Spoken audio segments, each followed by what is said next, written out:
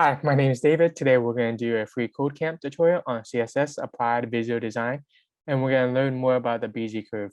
So we use Bezier curves to replicate the linear and ease out for the animation timing function.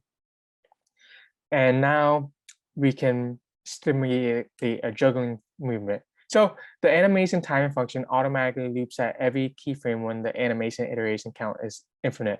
So we see here it's where's the count? Count is infinite. So it keeps going back and forth for this, and it keeps looping. And since there's a keyframe rule sets in the middle of the animation at 50%, it results in a two identical animation progression at upward and downward movement at 50%. So we can see here, there's a 50%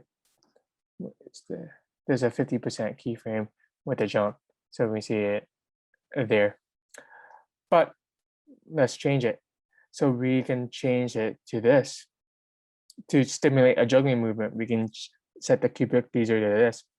And we notice that the y2 is bigger than 1, because before we talked about how it starts at 0, 0, and 1, 1.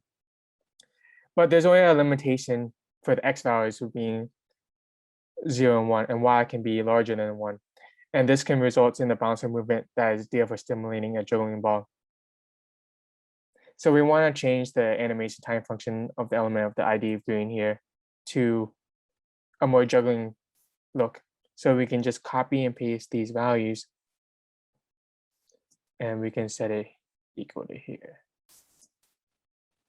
And we see here a more juggling feature look. And that will be it for this one and this course as well. Thank you so much.